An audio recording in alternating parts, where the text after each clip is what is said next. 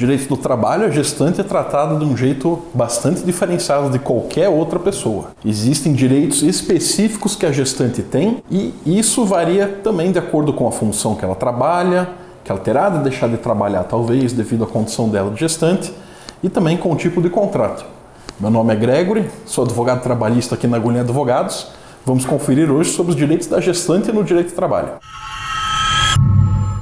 Primeiro vamos começar pelo mais básico, a estabilidade da gestante. O que é a estabilidade da gestante?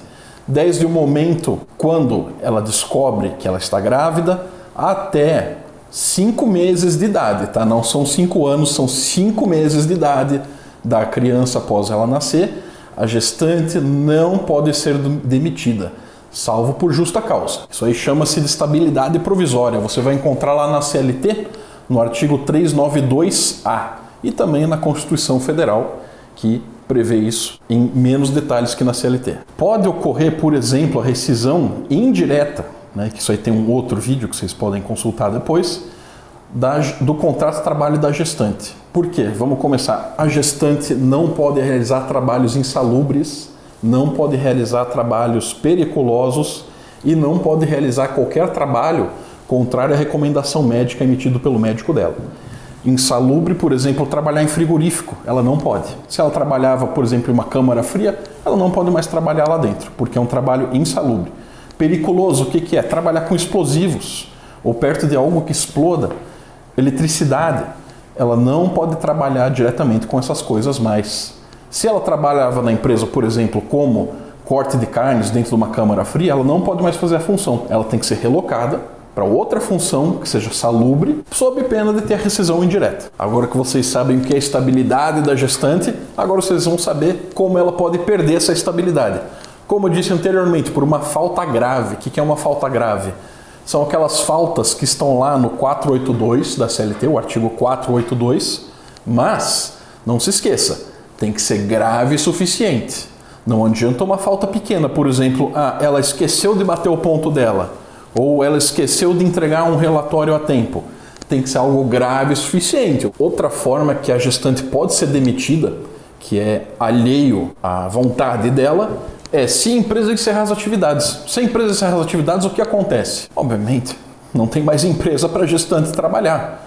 Mas isso não isenta a empresa de pagar a indenização substitutiva para ela, que eu vou falar daqui a pouco o que é essa indenização. Essa indenização de estabilidade, como é que é calculada? Como eu disse anteriormente, desde o momento que a gestante sabe do seu estado gravídico até os 5 meses de idade da criança. Por que esse tempo? Esse é o tempo que tem previsão legal no artigo que eu mencionei anteriormente da CLT. Por exemplo, se a gestante for mandada embora no 9º mês ou no 8º mês, por exemplo, de gravidez, ela vai ter direito a ser indenizada a partir do 9º mês até 5 meses de idade da criança, ou seja, 6 meses de salário. E não é só salário, tá? Vai incluir 13º, férias e FGTS, tudo proporcional. Agora uma questão mais delicada, e a mulher que era gestante e sofreu um aborto espontâneo? Para começar, tem que ser um aborto não induzido, ok? Tem que ser um aborto espontâneo que ela não induziu esse aborto. Senão ela não tem esse direito à estabilidade também da gestante e devido ao aborto. Obviamente, logo após o aborto, vão haver atestados médicos, né? Que não é uma coisa fácil o aborto, né? Mentalmente é uma coisa cansativa, emocionalmente, e para o corpo da mulher também. Então haverão aí atestados médicos, né? Que ela vai ter que repousar até se recuperar. Varia, obviamente, de caso a caso. Mas o que a lei prevê de estabilidade para quem sofreu aborto? Esse prazo é um pouco controverso, ok? Então, pelo que vem mudando com o tempo nos julgados, o mais atualmente que eu percebi são 2 semanas em média de estabilidade provisória, ok? Então, passou essas 2 semanas, pode ser demitida. Já vi casos também que alguns tribunais dizem que são 7 dias de estabilidade. Logo, do fato dela sofrer o aborto espontâneo, acabou ali a estabilidade de gestante, porque ela não é gestante mais. Mas agora uma coisa bastante que eu vejo desinformação disseminada por aí na internet e também de desconhecimento, né? Que obviamente que não trabalha com o direito do trabalho não sabe desses detalhes. E a grávida em período de experiência, por exemplo, você está no seu primeiro ou segundo período de experiência de 45 dias e descobriu que está em estado gestacional. Você avisa o seu patrão ou não, você vai ter estabilidade. Se acabou o contrato de experiência e você foi não contratada de forma de prazo indeterminado, você tem direito à estabilidade. Encerrou o contrato de experiência, você estando com 1, 2, 3 semanas, você tem a estabilidade. Então, o que acontece nesses casos?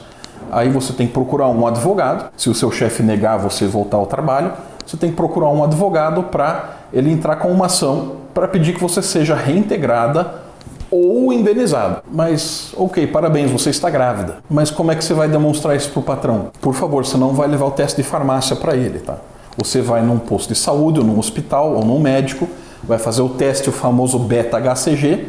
Lá o médico vai poder aferir com certa precisão de quantas semanas de gestação você está, e você vai levar esse documento para o seu empregador. Você vai mostrar, estou grávida aqui, o correto é você anunciar para ele. Se você foi demitida já e descobriu essa gravidez depois que você foi demitida, e você está, por exemplo, de 3 semanas, e você foi demitida na primeira de gestação, você ainda tem estabilidade. O importante é você avisar o empregador. E outro caso que eu já peguei também na prática é: sei que estou grávida, fui demitida e eu nunca avisei o empregador. O que fazer? Você busca um advogado, porque você não pode abrir mão do seu direito à estabilidade.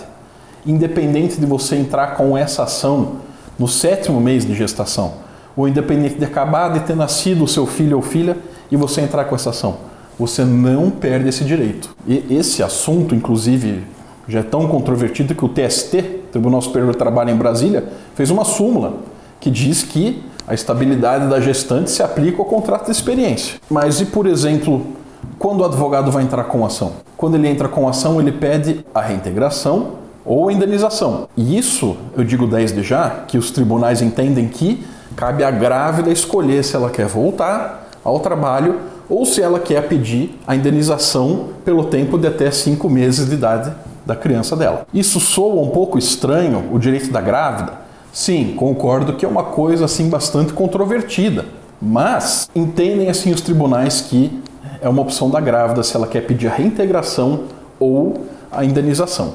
Ela não pode ser punida em juízo por querer só a indenização em vez da reintegração. E já vi casos também na prática de que a gestante abriu mão, renunciou o direito dela à estabilidade. Entende também, isso por causa da Constituição, que as leis, os direitos trabalhistas são irrenunciáveis, maioria deles. Tá? E um desses, principalmente, é o direito à estabilidade da gestante.